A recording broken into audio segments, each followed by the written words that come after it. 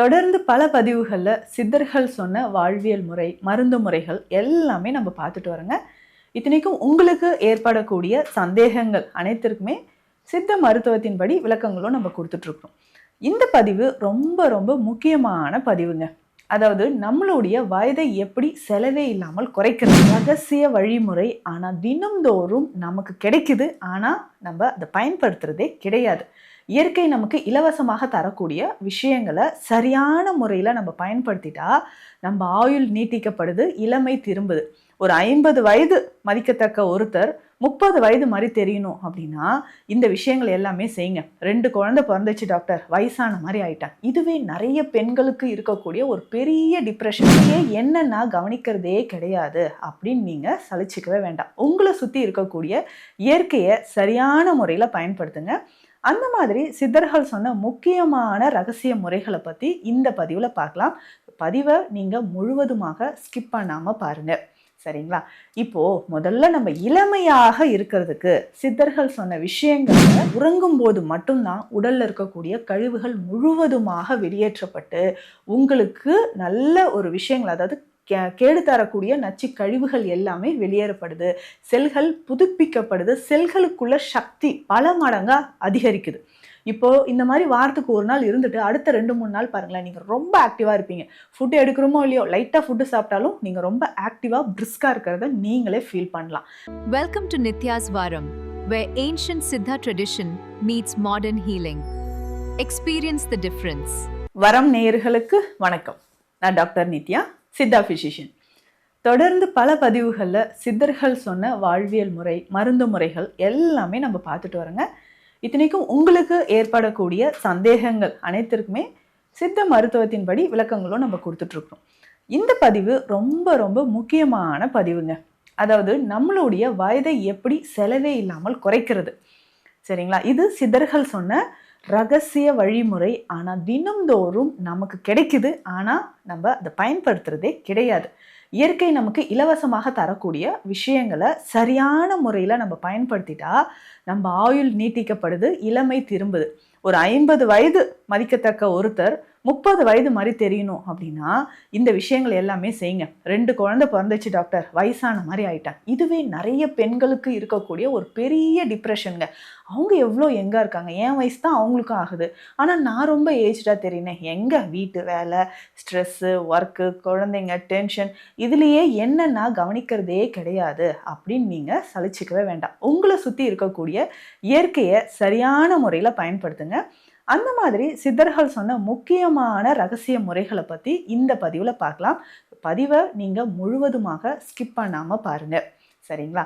இப்போ முதல்ல நம்ம இளமையாக இருக்கிறதுக்கு சித்தர்கள் சொன்ன விஷயங்கள்ல முதல் விஷயம் மூச்சு. நம்மளுடைய மூச்சை நம்ம எப்படி சரியான முறையில் பயன்படுத்துகிறோம், இது ரொம்ப ரகசியமான ஒரு சூட்சமம்னே சொல்லலாங்க. அதாவது நிறைய பதிவில் நானும் சொல்லியிருக்கேன், மூச்சை இப்படி பயன்படுத்துங்க, காலையில் மூச்சு பயிற்சி இப்படி செய்யுங்க, இந்த நேரத்தில் இப்படி மூச்சு இருக்கணும் அப்படின்னு நான் சொல்லியிருக்கேன். அப்போது மூச்சை நம்ம கொஞ்சம் கொஞ்சமாக பயன்படுத்தி அடக்கி ஆளும்போது நம்மளோட ஆயுள் நீட்டிக்கப்படுது, சரிங்களா? வேக வேகமாக மூச்சு விடாதீங்க. நீங்கள் மூச்சு விடும்போது ஆழ்ந்த சுவாசம் ரொம்ப ரொம்ப ரொம்ப முக்கியம்.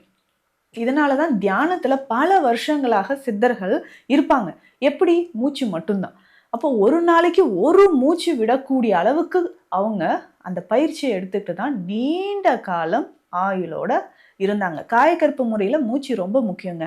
அதனால இப்போது எக்ஸாம்பிளுக்கு பார்த்தோம்னா, இப்போது நாய் ப்ரீத் பண்ணுறதை நம்ம பார்த்துருப்போம். வேக வேக வேகமாக மூச்சு இழுத்து இழுத்து விடும். இப்போது குறிப்பிட்டு சொல்லணும்னா ஒரு நிமிஷத்துக்கு 30-32 ப்ரீத் அது எடுத்துரும், சரிங்களா? அதனோட ஆயுட்காலம் நீங்கள் பாருங்களேன், ஒரு 12-15 வருடங்கள் இருக்கும். இதுவே ஆமையோட ஆயுள் எடுத்து பாருங்களேன், அது ஒரு நிமிஷத்துக்கே 3-4 ப்ரீத் தான் எடுக்கும். அதோட ஆயுள் பார்த்தீங்கன்னா 250-300 வருடங்கள் வரைக்கும் ஆமை இருக்கும். அப்போ ஆமை ஆயுள் நமக்கு வேணும்னா மூச்சு தாங்க.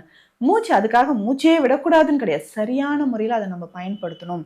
அப்போ இயற்கையிலே நமக்கு பிராண வாயு, அவ்வளோ வாயு நம்ம சுற்றியே இருக்கே, அந்த பிராண வாயுவை எடுத்து பிராண சக்தியை நமக்குள்ளே நிரப்பி வச்சிட்டோம்னா நம்ம ஆயுள் நீட்டிக்கப்படுது. அதனால தான் ஆழ்ந்த மூச்சு விடுங்க, நல்லா இன்ஹேல் பண்ணுங்கள், காலையில் கொஞ்சம் நேரம் மூச்சு பயிற்சி எடுங்க அப்படின்னு நம்ம சொல்கிறோம், சரிங்களா? அடுத்து 2வது முக்கியமான விஷயம் என்னன்னா, இந்த லங்கனம் அப்படின்னு சொல்லுவோம். இதுதான் நோன்பு அப்படின்னு சொல்றது. சித்தர்கள் சொன்ன ரகசிய சூட்சும முறை இதுவும் ஒண்ணுங்க. எப்ப பாரு நம்ம சாப்பிட்டுக்கிட்டே இருக்கிறோம். உடலுக்கு ரெஸ்டே கிடையாது. முன்னாடிலாம் இரவு நேரத்துல தூங்கிடுவாங்க. இப்ப அது கூட கிடையாது. டே அண்ட் நைட் நம்ம சாப்பிட்டுக்கிட்டே இருக்கிறோம். ஸோ இந்த நோன்பு அப்படின்னு சொல்லக்கூடிய லங்கனம்னு சொல்ற முறையை நம்ம ஃபாலோ பண்ணும்போது உடல்ல இருக்கக்கூடிய செல்கள் நமக்கு புதுப்பிக்கப்படுது. கொஞ்சமாவது வாரத்துக்கு ஒரு நாளாவது 12 மணி நேரம் 14 மணி நேரம் ரெஸ்ட் கொடுங்களேன். அது எப்படி டாக்டர்? ஈவினிங் 6 மணிக்கெலாம் நீங்கள் ஃபுட்டு சாப்பிட்டு முடிச்சிருங்க. அதுக்கப்புறம் எதுவுமே வேண்டாம். தண்ணியோ கொஞ்சம் பாலோ கூட எடுக்கலாம். அடுத்த உணவு அடுத்த நாள் காலையில் ஒரு 8 மணி அந்த மாதிரி டைமில் பிரேக்ஃபாஸ்ட் எடுத்துக்கோங்க. அப்போ கிட்டத்தட்ட 12லேருந்து 14 மணி நேரம் நமக்கு கிடைக்குது. அந்த நேரத்தில் உடலில் நடக்கக்கூடிய அற்புதங்கள் நிறையங்க. நம்ம செல்லில் இருக்கக்கூடிய வேஸ்டேஜ் எல்லாம் வெளியில் போக ஆரம்பிச்சிரும். அந்த டைமில் நீங்கள் என்ன பண்ணணும்னா, நல்ல ஒரு உறக்கம் தேவை. நீங்கள் உறங்கும் போது மட்டும்தான் உடலில் இருக்கக்கூடிய கழிவுகள் முழுவதுமாக வெளியேற்றப்பட்டு உங்களுக்கு நல்ல ஒரு விஷயங்கள், அதாவது கேடு தரக்கூடிய நச்சு கழிவுகள் எல்லாமே வெளியேறப்படுது. செல்கள் புதுப்பிக்கப்படுது. செல்களுக்குள்ள சக்தி பல மடங்கா அதிகரிக்குது. இப்போ இந்த மாதிரி வாரத்துக்கு ஒரு நாள் இருந்துட்டு அடுத்த 2-3 நாள் பாருங்களேன், நீங்கள் ரொம்ப ஆக்டிவாக இருப்பீங்க. ஃபுட்டு எடுக்கிறோமோ இல்லையோ, லைட்டாக ஃபுட்டு சாப்பிட்டாலும் நீங்கள் ரொம்ப ஆக்டிவாக பிரிஸ்காக இருக்கிறத நீங்களே ஃபீல் பண்ணலாம். அதாவது ஆட்டோஃபேஜ் அப்படின்ற ஒரு கண்டிஷனுங்க. ஆட்டோஃபேஜ் அப்படின்னா நம்ம உடலில் இருக்கக்கூடிய தேவையில்லாத கழிவுகளை இந்த ஹெல்த்தியான செல்ஸ் எல்லாமே என்ன பண்ணுன்னா, அதை தன்னைத்தானே அழிச்சிடும். அதாவது நம்ம இம்யூன் சிஸ்டம் என்ன பண்ணும், தேவையில்லாத டெட் செல்ஸோ இல்லை கழிவுகளோ இருந்தால் அதை என்ன பண்ணுன்னா அழிச்சு வெளியில் தள்ளிடும். ஸோ இதுதான் ஆட்டோஃபேஜ். அது ஆட்டோஃபேஜ் கரெக்டாக நடக்கும்போது உடலில் கழிவுகளே இருக்காது, தோலில் சுருக்கங்கள் ஏற்படாது, நம்ம தோல்லேருந்து டீப்பாக கிளென்சிங் நடக்க ஆரம்பிக்கும். அப்புறம் எங்கே நம்ம எக்ஸ்பென்சிவாக நிறைய ட்ரீட்மெண்ட்லாம் எடுக்கணும். ஈஸியாக நம்ம இந்த மாதிரி இருக்கும்போதே, அதாவது இந்த நோன்பு முறையோ இந்த லங்கனம் பரம ஔஷதம்னு சொல்லுவாங்க இல்லைங்களா, அது பெரிய மருந்தே இதுதான். அப்போ அதை நம்ம சரியாக ஃபாலோ பண்ணும்போது உடலில் இருக்கக்கூடிய கழிவுகளை அத்தனையும் உங்களுக்கு வெளியேற ஆரம்பிச்சிருங்க. அதுக்கப்புறம் பார்த்தீங்கன்னா நல்லா அந்த ப்ரீத் பண்ணும்போது அந்த பாசிட்டிவ் தாட்ஸை நீங்கள் வளர்த்துக்கோங்களேன். எப்போவுமே நெகட்டிவாக ஒரு விஷயத்தை பார்க்குற நமக்கு என்ன ஆகும்னா, நெகட்டிவ் ஹார்மோன்ஸ் தான் உடலில் செக்ரீட் ஆகும். கார்டிசோல் தான் உடலில் செக்ரீட் ஆகும். இதுவே சித்தர்கள் சொன்ன இன்னும் ஒரு 3வது முக்கியமான ரகசியம். அதாவது எதிர்மறை எண்ணங்கள், எதிர்மறை விஷயமாகவே இருந்தாலும் அதை நம்ம பாசிட்டிவாக பார்க்க ஆரம்பித்து ஒரு பாசிட்டிவான அப்ரோச் இருந்துச்சுன்னா நம்ம பாடியில் என்ன நடக்கும் தெரியுங்களா? பாசிட்டிவான விஷயங்கள் நடந்து அந்த நம்ம ஹாப்பி ஹார்மோன்ஸ் எல்லாம் செக்ரீட் ஆக ஆரம்பிச்சிடும். அதாவது இந்த கார்டிசோல் ஹார்மோன்ஸ், நம்மளுடைய டிப்ரெஷன் சொல்கிறோம் இல்லைங்களா, இந்த கார்டிசோல் ஹார்மோன்ஸ் குறைஞ்சு நம்மளுடைய ஹாப்பி ஹார்மோன்ஸ் அப்படின்னு சொல்லக்கூடிய டோபமைன், செரட்டோனின் அது நமக்கு செக்ரீட் ஆக ஆரம்பிச்சிடும். அதனால தான் சொல்லுவாங்க நெகட்டிவாக எதுவும் நம்ம பேசக்கூடாது. எப்பவுமே ஒரு விஷயத்த குறை சொல்லிக்கிட்டே இருக்கிறது, யாரையாவது நம்ம குறை சொல்லிக்கிட்டே இருக்கிறது, ஒரு விஷயம் நடந்து ஐயோ இப்படி நடந்துச்சு அப்படின்னு நெகட்டிவாக யோசிக்கிறது, இந்த மாதிரி யோசனைகள் நம்மளுடைய நெகட்டிவ் திங்கிங்ஸ் எல்லாமே நம்ம உடலில் நெகட்டிவ் ஹார்மோன்ஸ் அதிகரிக்க அதிகரிக்க கண்டிப்பாக வயதான மாதிரி தான் இருக்கும். எப்போவுமே டென்ஷனாகவே இருக்கிறது, கடுகடுன்னு பேசுறது, நெகட்டிவான விஷயங்களை திங்க் பண்ணிட்டு நெகட்டிவான விஷயங்களை பேசுறது, அது எல்லாமே நம்ம கொஞ்சம் மாற்றிக்கிட்டோம்னா நமக்கு நம்மளே ஒரு ஆரோக்கியமான இளமையான உடலை தர முடியும். இதுக்கு அப்போ அந்த காலத்துல இருந்தே சித்தர்கள் சொன்ன ரகசிய வழிமுறை என்ன தெரியுங்களா? சரியான முறையில் நெய் மற்றும் தேன் இதை பயன்படுத்திக்கிட்டே வருவாங்க. அதாவது நெய் அப்படின்னு சொல்லும்போது நிறைய நெய் வகைகள் இருக்குங்க. இந்த நெய் வகைகள்லையுமே பார்த்தீங்கன்னா பசு நம்ம சாப்பிட்றோம் இல்லைங்களா, இந்த நெய் சரிங்களா, இதனோட சில விலங்குகளோட நெய் எடுத்து சாப்பிடுவாங்க. அதாவது ஒட்டக பால்லேருந்து அந்த நெய் எடுத்து சாப்பிட்றதா இருக்கட்டும், ஆட்டுப்பால்லேருந்து நெய் எடுத்து சாப்பிட்றதா இருக்கட்டும், ஒவ்வொரு நெய்க்குமே ஒவ்வொரு மருத்துவ குணம். அதே மாதிரி தான் தேனுக்கும் சொல்லுவாங்க. பல வகையான தேன்கள் இருக்குது. கொம்பு தேன், மரப்பொந்து தேன் சொல்லுவாங்க. இந்த மாதிரி தேன் வகைகள்லையுமே நிறைய இருக்குது. அது ஒவ்வொன்றுக்குமே ஒவ்வொரு ஆற்றல் இருக்குது. அதனால தான் அந்த தேனும் நெய்யும் கலந்த ஒரு சூட்சமமான மருந்து முறை சித்தர்கள் சொல்லியிருக்காங்க. லேகிய வகைகள் நான் நிறைய சொல்லியிருக்கேன் இல்லைங்களா உங்களுக்கு. ஒவ்வொரு மருந்தும் சாதாரண விஷயமே கிடையாது. சித்தர்கள் ஒவ்வொன்றுமே ஒற்றை மூலிகையிலிருந்து காயகற்ப மூலிகை பெருமருந்துகள் வரைக்கும் நமக்கு கொடுத்துருக்காங்கன்னா சாதாரண விஷயம் கிடையாதுங்க. இதுக்காக தான் சொல்கிறாங்க ஒவ்வொன்றுக்குமே இந்த லேகிய வகைகள் நீங்கள் எடுத்துக்கோங்க.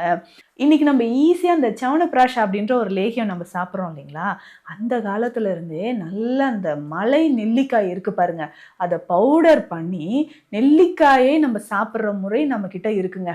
அந்த நெல்லிக்காய் இப்போ நம்ம சித்த மருத்துவத்தில் சவனப்பிராஷ் கிடைக்குது. அதுவே நெல்லிக்காய் லேகியமாக உங்களுக்கு கிடைக்குது. அப்போ குழந்தைகள்ல இருந்து பெரியவர்கள் வரைக்கும் ஆயுளை விருத்தி செய்வதற்கான அருமையான ஒரு வழிமுறை தான் இந்த லேகிய மருந்துகள்.